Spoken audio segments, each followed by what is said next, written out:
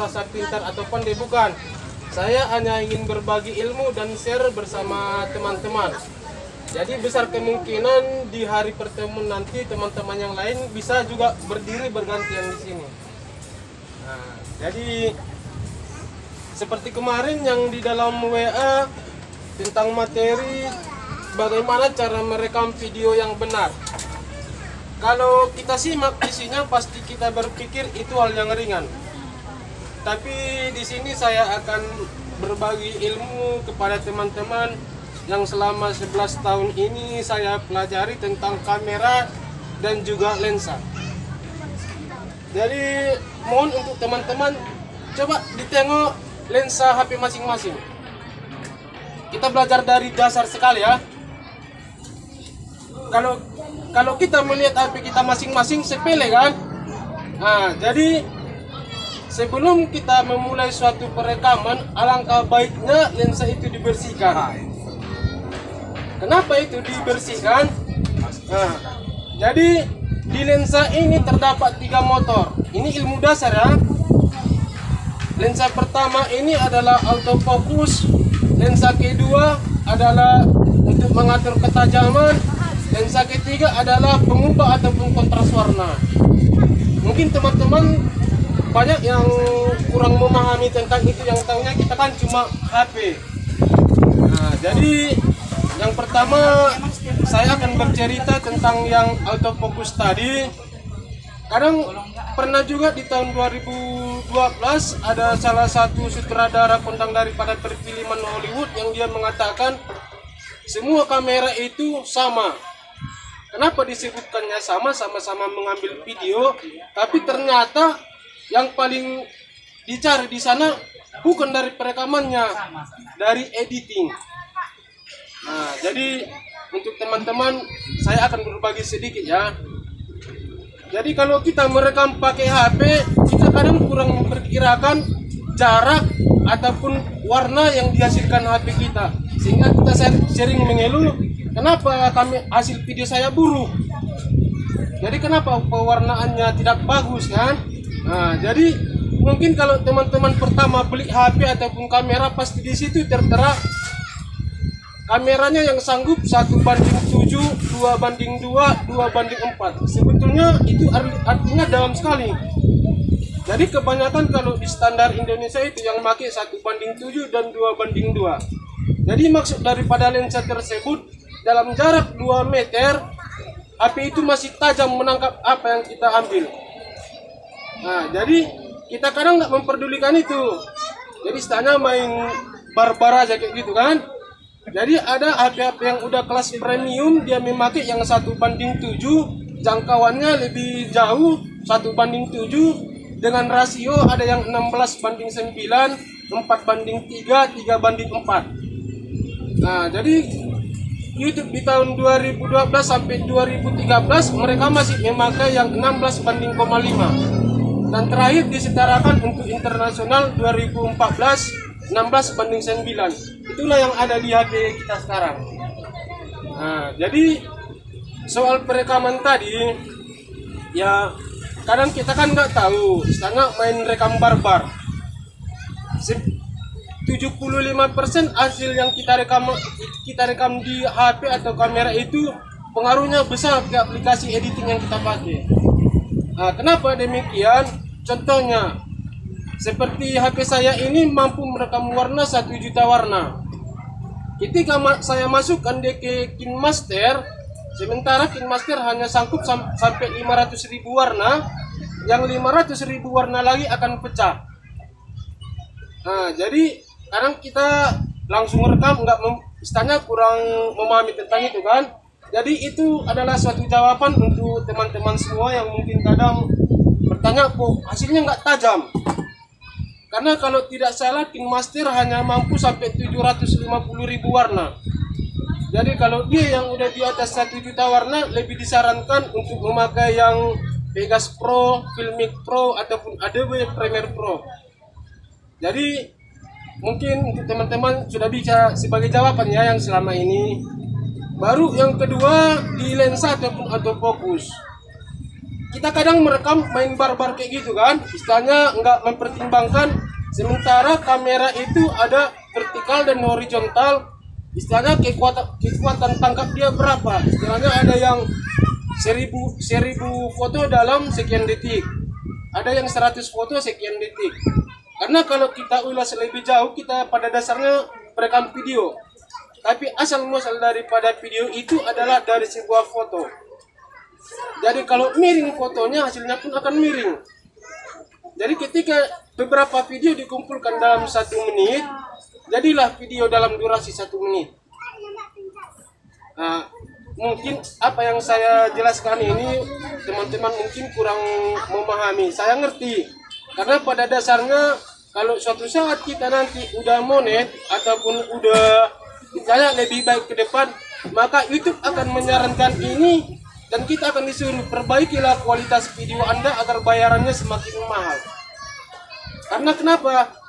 Kalau kita sebagai pihak lisensi, istilahnya sebagai pengiklan, kita akan mencari suatu video yang dimana durasi video itu ataupun jumlah frame rate per secondnya itu di atas 1000.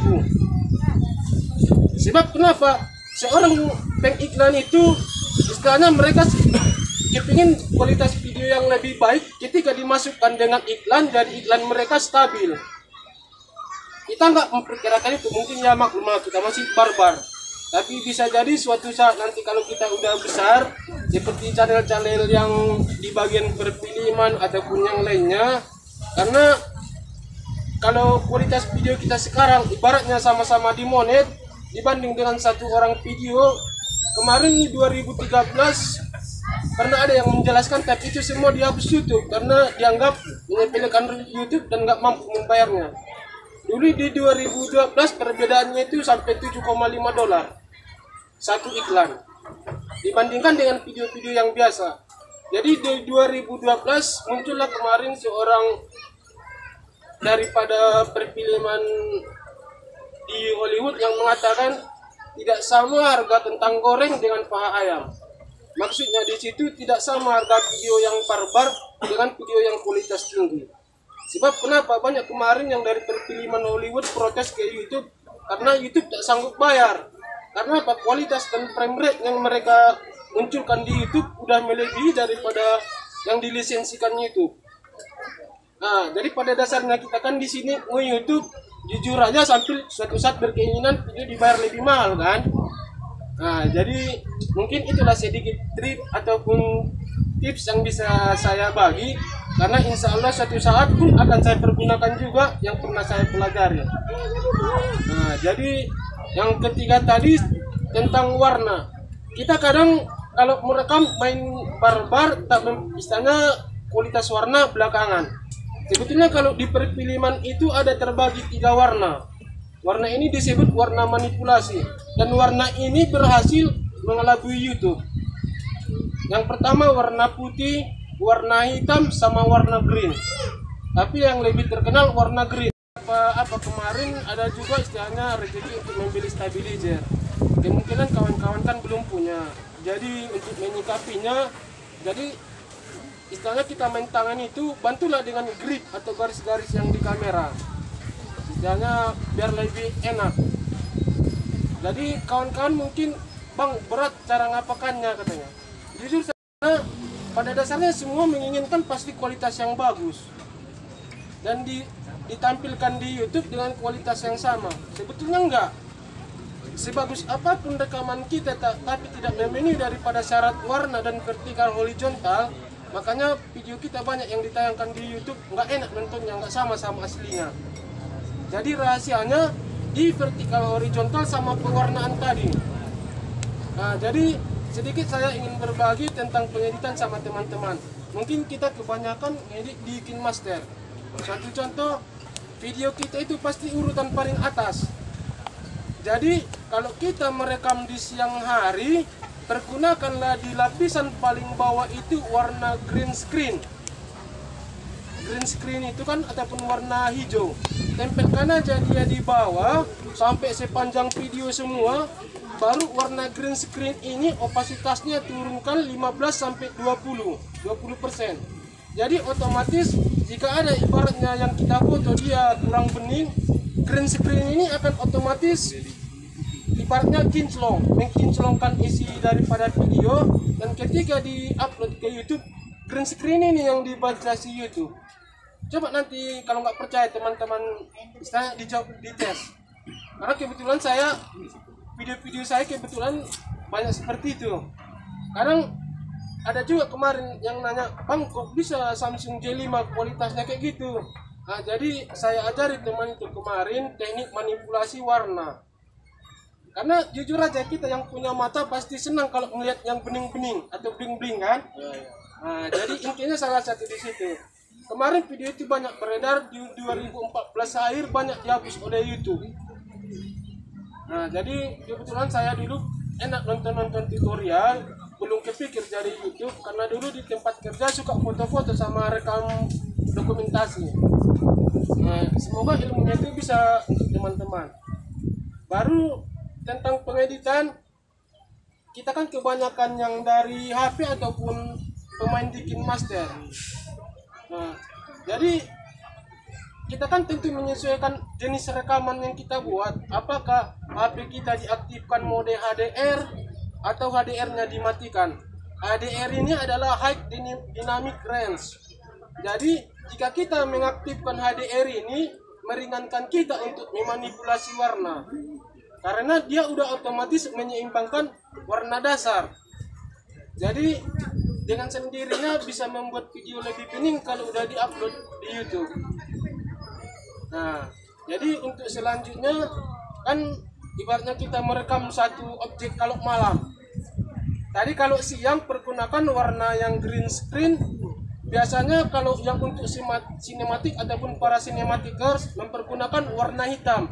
Warna hitam dirubah opasitasnya sampai 5%. Makanya teman-teman sering memperhatikan kalau sinematik itu cenderung yang agak gelap-gelap gimana gitu kan. Itu namanya color loads. Ataupun color loads biasanya itu berbayar. Tapi kemarin saya uji coba di aplikasi KineMaster, ternyata bisa melalui aplikasi manipulasi warna tadi. Nah, jadi kalau dia nanti yang kita merekam malam, pergunakan warna putih. Karena warna putih itu akan menerangi istilahnya lapisan dasar daripada video yang malam yang gelap tadi. Nah, jadi bisa juga nanti kalau udah dipergunakan warna putih, bisa kita langsung aktifkan monokrom, bisa opasitasnya diturunkan, bisa baru dinaikkan ketajamannya. Jadi itulah sebetulnya yang disebut ilmu manipulasi. Jadi karena pada dasarnya sehebat apapun kamera kita dan lensa kita itu, kalau tidak dipermak dengan aplikasi, hasilnya sama saja. Nah, jadi itulah kemarin sedikit cerita tentang daripada perfilman yang 2012, 2013, 2014. Kenapa pihak-pihak daripada istilahnya produser film menarik semua film-film dari YouTube. Mungkin teman-teman sekarang udah jarang melihat ibaratnya golden pictures ada di YouTube, udah jarang. Karena udah ditarik. Pada dasarnya sistem daripada YouTube itu tadi dianggap terlalu berat untuk membaca kualitas video mereka. Jadi itulah mungkin yang bisa saya sampaikan untuk teman-teman. Dan bila ada pertanyaan ataupun yang kurang mengerti, insya Allah saya bantu jawab.